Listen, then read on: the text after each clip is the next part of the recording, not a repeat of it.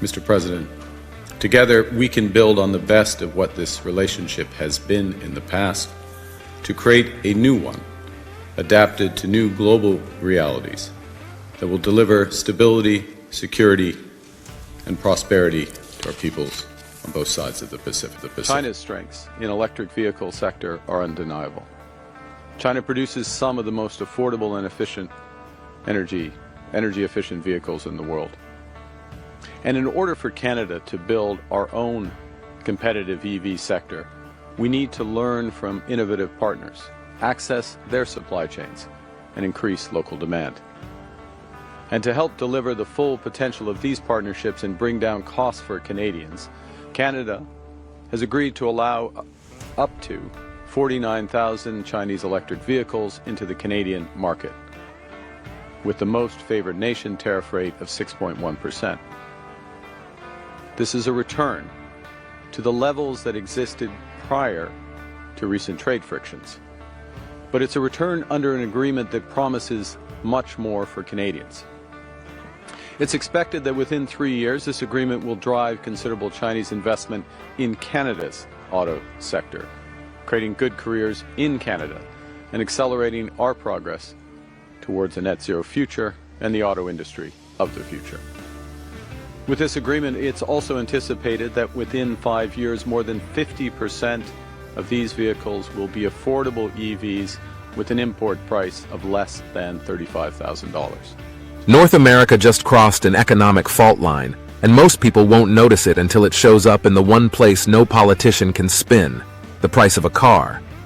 Canada has opened a controlled corridor for Chinese electric vehicles, lowering the tariff on a capped quota from a punishing 100% down to the standard 6.1%. Not a free-for-all, not a flood, a narrow doorway. But in a market built on margins, a narrow doorway is all it takes to change the math. And the timing is not random. The United States is trying to seal the continent off from Chinese EVs with triple-digit tariffs. Canada just carved out an exception inside the same geography. Even if not a single Chinese EV ever crosses into the US, the competition still arrives through Canadian showrooms, Canadian pricing, and Canadian consumer psychology. That's the part nobody in Washington wants to say out loud. Now hold that thought, because the deal is not just about cars. China is cutting tariffs on major Canadian agricultural exports, with canola seed duties reportedly dropping from around 84% to roughly 15%, and additional relief for canola meal, seafood, and peas. Some categories remain unresolved, but the structure is clear. EV access into Canada in exchange for agricultural access into China. A trade of mobility for food. A swap of industrial leverage for export relief. And the symbolism is impossible to ignore.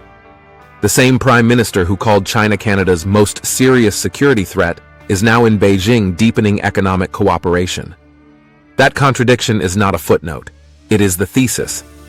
This deal lands just as Canada heads into the mandatory USMCA review, a moment when Washington can use rules, enforcement, and ambiguity as pressure points.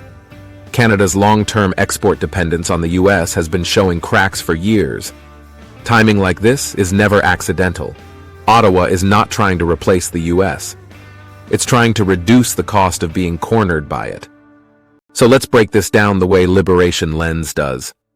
It is not, is this good or bad, but who gains leverage, who loses insulation, and who gets forced to respond.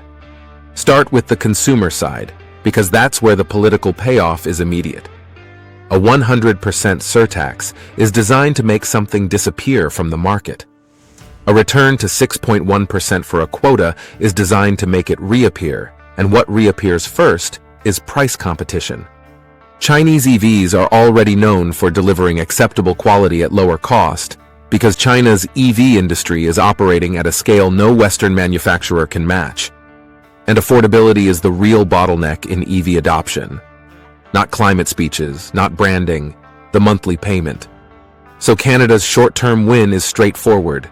Cheaper EVs, faster adoption, more choice, and downward pressure on prices across the entire market.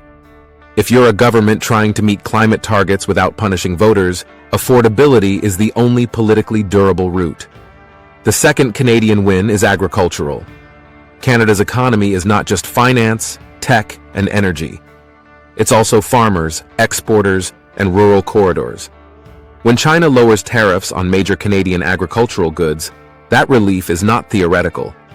It's revenue, it's diversification, it's insulation from U.S. unpredictability.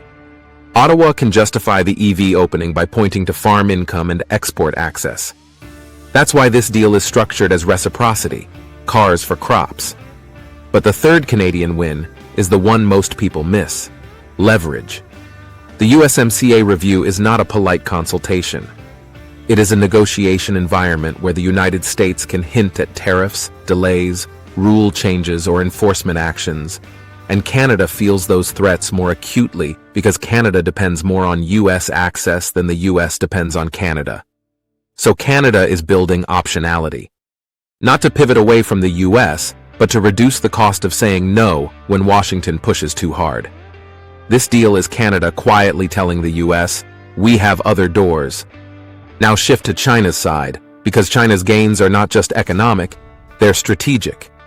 China's EV industry is facing high tariff walls in the United States. When a rising industrial power is blocked from one market, it looks for another that is symbolically valuable. A G7 country is symbolically valuable. Canada becomes a premium foothold. Not a tunnel into the US, but a foothold inside a North American consumer environment, a place where Chinese manufacturers can build brand recognition, supply relationships, and political legitimacy. China also gains narrative advantage. Beijing can present itself as the actor offering market access and reciprocity, while the US looks like the actor building walls. Whether you believe that narrative or not, it is strategically effective. And China gains something else: time. The EV race is about scale. The more units you sell, the faster you drive down costs, improve models, and lock in global standards. A Canadian opening is not just revenue, it's momentum. Now look at the United States, because this is where the story turns. The US has chosen a tariff-heavy containment strategy: block Chinese EVs, subsidize domestic production, and force supply chains to relocate. But that strategy has a cost.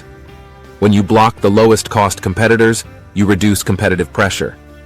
When you reduce competitive pressure, prices stay high. When prices stay high, adoption slows. And when adoption slows, the transition becomes politically fragile. Canada's move creates a comparison problem for the US. Even if Americans cannot buy Chinese EVs, they will see Canadians doing it. They will see lower prices.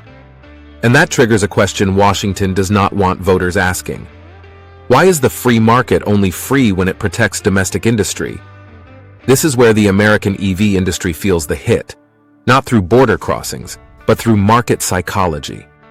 If Canadians can buy a good EV for far less, US automakers face indirect pressure to cut prices, improve value, or demand even more protection. And that's the loop. Protection raises prices, high prices slow adoption increases political risk, and political risk fuels more protection. Zoom out, and you see the continental consequence. North America is quietly splitting into two EV markets. A Canadian market that allows Chinese price competition under a managed quota, and a US market that tries to keep Chinese competition out with triple-digit tariffs. Two markets, two pricing realities, two competitive environments. That matters because North America's auto industry was built on integration, shared suppliers, cross-border components, converging standards. If Canada becomes a market where Chinese EVs are common, service networks and parts ecosystems will grow around that reality. Investment decisions follow demand, and investment decisions reshape supply chains. Now the part that matters for retention: what happens next? The US will not treat this as a neutral economic move. Washington will frame it as a security issue. Not, we don't like cheaper EVs, but data, critical minerals, supply chain resilience, circumvention. Those are the words that turn economic preferences into moral imperatives. And that leads to the real USMCA pressure point. The US can try to discipline Canada through rules, not just tariffs, rules. Expect pressure on customs enforcement, investment screening, and technical standards. This is how power works in trade, not only by blocking products, but by shaping the rulebook that decides which products can thrive. So what does this mean for growth and competitiveness? For Canada, cheaper EVs mean lower transportation costs, more disposable income, and faster electrification. Agricultural access means revenue stability. And if Canada pairs this with industrial policy, it could attract investment in charging networks, servicing, and even localized assembly. For China, it's scale, momentum, and legitimacy. For the US, it's a strategic dilemma. Protect domestic industry and risk higher prices, or open the door and risk losing industrial control. Does this strengthen Canada and China relative to the US? In the short term, yes.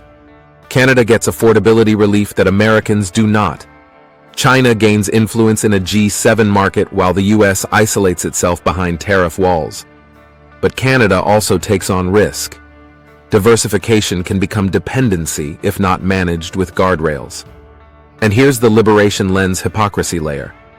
When the US uses state power to shape markets, it's called security. When China does it, it's called unfair. Both are industrial policy. Both are strategic.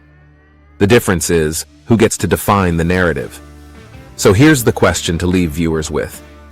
Is Canada building leverage or trading one dependency for another? And what does it say about North America that the cheapest EVs on the continent will be sold in the country that didn't try to block them? If this helped you see the structure beneath the headline, share it. And tell me in the comments, is this Canada's smartest hedge or the start of a new vulnerability? This is Liberation Lens. We report the news first, then we expose the structure underneath it.